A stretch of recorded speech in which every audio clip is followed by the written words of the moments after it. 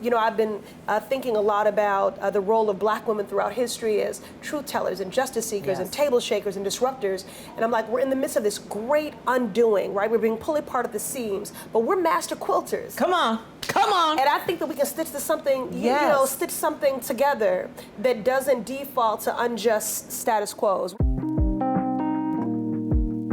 Welcome back. We're here for Our American Dreams, and we are coming at you from Somerville, Massachusetts. And today, we have the one, the only, the Mrs. Change Can't Wait herself, the Congresswoman Ayanna Pressley today. Yes. Yes, I know that people are going wild at home. There's like applause. We got to pause for the applause. Let's give it up for Somerville. Yes. And the Massachusetts 7th, which I like to call the Fighting 7th. Oh, So, okay. yeah. Tell us a little bit about Somerville. This is a very small community, very dense, incredibly diverse, and very civically engaged and very progressive. Thank you for sharing that, because that's exactly what this tour is all about. It's about, you know, touching the grass, like we say, and organizing sometimes, about meeting the community where they are. And I think in this moment where you see so much happening in the world, like it's so clear that harm is on the rise, sometimes you need the story of, well, where hope is rising as well. Absolutely. And if I think about hope, honestly, I think about you in so many ways. Like, your career has just been incredible. Over 2 decades of public service, and now, of course, the first Black woman elected to Congress from the state of Massachusetts. What got you started, and what keeps you going? Well, I have to say, I get it honest. You know, I grew up in a household. Your parents are your first teachers. Yeah. And you know, my coloring books were produced by the Chicago Defender, which is where I was raised. Chicago's the city that raised me. Boston's the city that changed me. You know, my mother made it clear early on that to be, you know, Black is something beautiful and to be proud of, but that I was born into a struggle.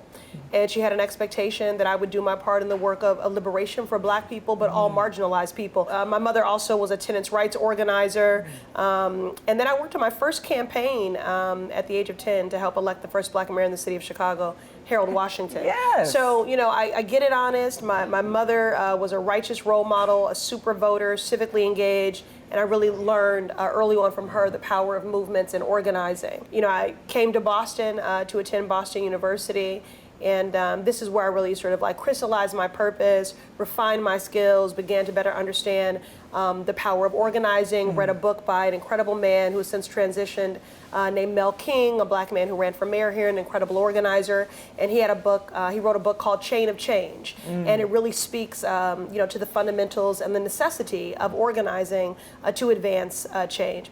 I then worked as an aide for 16 years. For a member of the House, and then a member of the United States Senate. So 4 years in the House, 11 in the Senate. Then I was elected to the Boston City Council. First woman of color, first Black woman to serve on that body in this 100-year history. And then ran for and was elected to Congress, defeating you know, an incumbent. This was in 2018. And my race was really a testament to the power of organizing. You know, a week out from the election, they had us down by 13 points. But on election day, we won by a decisive 18.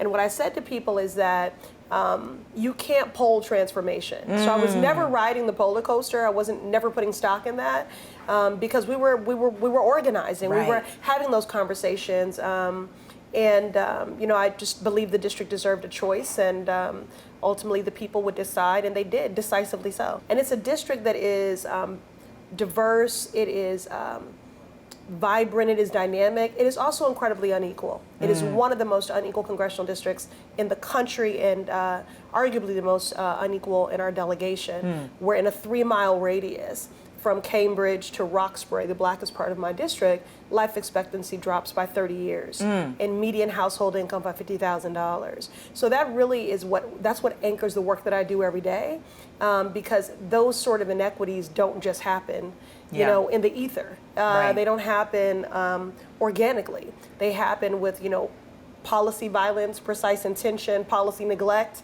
budgetary divestment. And so that is the thing that I hold myself accountable to, is how do I improve the legacy and change and improve the outcomes in this district.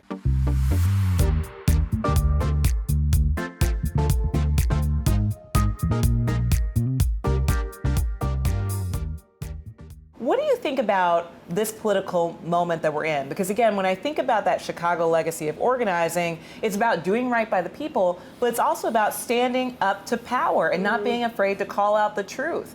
Well, I definitely feel a deep compelling and a responsibility to do exactly that. I mean, we're in the midst of an extremist march towards authoritarianism, and the goal of authoritarianism is that you think that their view, this view in a Donald Trump America is an inevitability. They want you to think it's inevitable.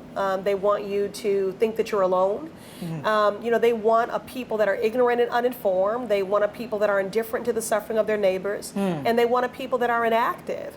And so anytime we allow ourselves to appease, concede, surrender, we have to resist, reject, obstruct, slow roll at every turn. And so, I feel a tremendous responsibility, but also in order, for me, I'm somebody, in order to go forward, I have to look back. And so that calms me that someone has already written a blueprint for my survival. I just have to study it. And also the responsibility that I am also in real time determining the blueprint for someone else's survival. Being anchored in both of those realities, I always go back to that Coretta Scott King quote that freedom's never really won. You earn it and win it in every generation. And so, what is my responsibility and obligation in this moment for this generation? It's the acknowledgement that the gains that have been made do not exist in perpetuity.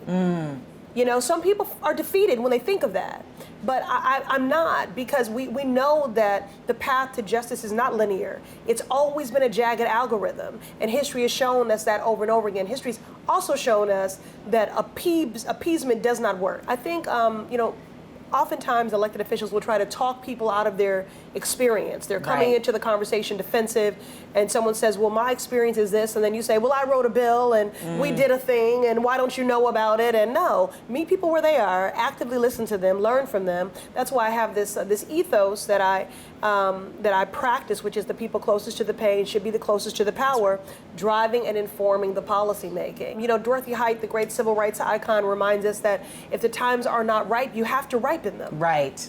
And that happens through movement. So I do believe we're going to get to the other side. I will say the thing that I think a lot about is when you have someone running the country, like one of his many bankrupt businesses, moving fast and breaking things, you can lose sight of the fact that we are going to have to rebuild. Right. And we need to be readying ourselves really for a third reconstruction. And because that is going to take longer.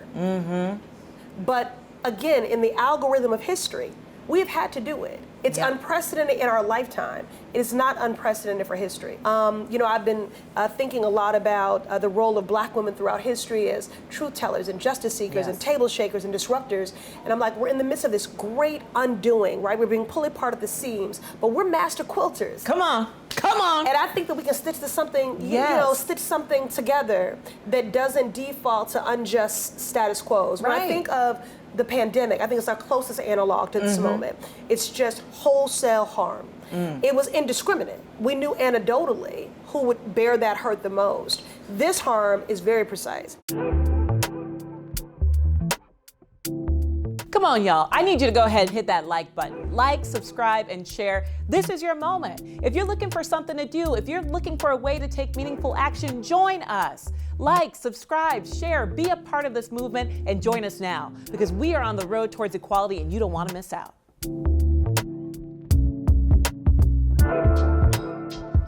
You said something earlier that I'm going to get printed on a T-shirt with you attributed. Don't worry. You said you can't pull transformation. You can't pull transformation. And I know that you've been, out in your district over the course of August. That you just got back from New York with Representative Ballant and Tonko. Tell me, what are you hearing from people? Right. Okay. So it's important to know. Right. I was in a Republican member's district, Elise Stefanik. And the reason we were there is because there had been outreach from people in that district saying, my representative will not meet with me. Will you come and meet with me? And so myself, Congressman Tonko of New York, Congresswoman Ballant from Vermont, we went there to meet with the people. And, you know, what I heard is the same thing I hear here. You know, that's the rib. Like, they want us to believe that there is this dissonance. We are so different. But the reason why this tour and what you were doing is so important is this is just about equality, freedom. It's just, everybody deserves and wants their full freedoms. Everyone's deserving of joy. Right. Right? And so what I heard from them is fear.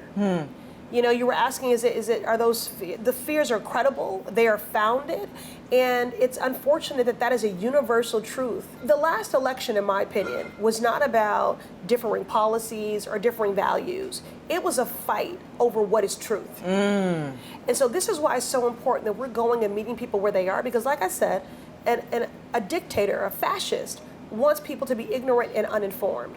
And so what do you do when there are people that are working actively to make fiction more compelling than facts? You know, you said this earlier that really stuck with me as well. You talked about the fact that we have a blueprint. The question is whether or not we're willing to follow it. All right, now listen, I'm an Aquarius, so people are going to think this is hokey. As I study movements, I think that there are three ingredients that you see that emerge over and over again. The first is imagination. And again, people think that's like a hokey thing, but the fact of the matter is you can't do radical work if you don't first have a radical dream. Amen. Right? The second thing that I think exists and emerge over time in multiple movements is strategy. So you have to have imagination, you have to have strategy, and we're saying strategically we have to be inclusive, we have to be intentional, we have to be intersectional, and if they're flooding the zone, we have to match their energy. The third thing is, and this is hard, because boycotts are often short-lived and faith is shallow. The third variable that emerges over and over again is stamina. And that is probably the hardest thing. So I just keep saying to people, listen, I don't have the luxury of apathy or cynicism. You know, we have to stay in this fight. We can sleep in shifts. That's right. We can sleep in shifts. But imagination, strategy, and stamina. And then, you know, separate from that, what I'm saying to people is, bring your gift to the resistance. Yes. Whatever that is. And you know, another thing that you talked about is we cannot let them claim our dreams. And we're calling this tour the American Dreams Tour because it's about just that, about making sure that we never let anyone take our dreams away, that we force this country to live up to its promise to us, to all of us. Now, see, I forgot who I was talking to. Of course you don't think it's hokey. She's No, like, are you I paying don't. attention? That's what this is called. Oh, come on now. Yeah. And when you talk about that Yes, imagination ma'am. piece, we have to remember the reason that they are so pressed in this moment is because we've tasted freedom. Right. We know what we deserve. Right. And they're trying to pull us back to a time when we didn't have any rights. They tried to stamp out all of our hopes and our dreams. We wouldn't let it happen then. We're certainly not going to let it happen now. That's right. All right, y'all, we're going to do some rapid response questions, and we are going to drink the tea before we spill the tea. That's right. And I heard you brought your own tea. Oh, I bring my own. If you stay ready, you don't have to get ready. Come on. Okay, so I travel with my tea bag. Ooh, me too. Okay. Best donuts, Dunkin' or Mass Whole Donuts? Dunkin'. And, you know, I've been told I'm sort of like an old lady because I like black coffee and an old-fashioned. But Dunkin'. I'll take it. Yeah. All right, favorite jeans, American Eagle or The Gap? Now, look. Didn't Beyonce say if you don't jump to put your jeans on, then you don't feel my pain? Okay, that's my reality. So I'm gonna go with neither. Yes, okay? yes. Okay. If we do, we'll go ahead and go to Levi's. Okay, all right? exactly. Now this is a tough one. Best performance, Kendrick at the Super Bowl or Beyonce's final show in Las Vegas? We have to go with the Queen Bee. Oh, all right. Don't start no fights out here on the internet, okay? We have to go with Beyonce. Best movie set in Boston, The Departed or Good Will Hunting? Departed. Absolutely. Worst villain, Stephen Miller or Dean Cain? Oh, Lord. Dean out here running around with ice right now? Yes, honey. Yes, Congresswoman. They're both pretty bad. You know. It's a race to the bottom with It's a those race to two. the bottom, so. Yeah. All right, favorite escape, TikTok or reading a book? Oh, reading a book. Oh, yeah, absolutely. Yeah, no, I don't know. Yeah, you got to keep with the old school tendencies, right? Yeah, I like the tactile feel. Right, You know, with your donut, with I don't your even do old-fashioned. Kindle. Yeah. Oh, all right. Yeah, I'm here for a it. book. Song of the summer, Doechie's Anxiety or Chapel Roan's Peak Pony Club? Anxiety. Oh, all right. Yeah. Now here's a big one. Best queer city, Boston or P-Town? Come on now. I'm the Congresswoman representing Boston. Be in town all day. All right. Come on. That's spilling the tea. Okay.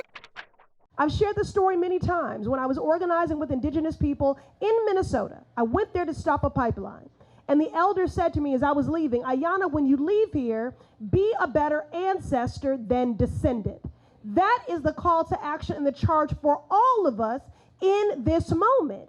I'm looking back to look forward because somebody else already wrote the blueprint for my survival. But each of us has a responsibility in this moment for this generation to do the work of resistance, of obstruction, of reimagining, of reconstruction, to be the blueprint now for someone's survival in the future. Be a better ancestor than descendant. So we're gonna have to do this work cooperatively, and that is not me saying that to abdicate my responsibility as an elected leader. But I'm simply saying we cannot just leave this to government. It is going to take all of us.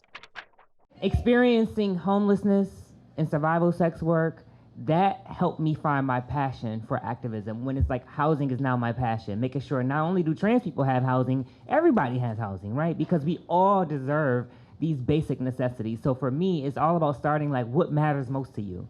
Is it something, the injustice going on that campus that you see that matters to you? And that's what you rally around, and you start from there, and you build up your team, and you want to make sure that you're safe while you're doing it, right? It can be hard being an activist. I'm not going to kid you. I get a lot of death threats.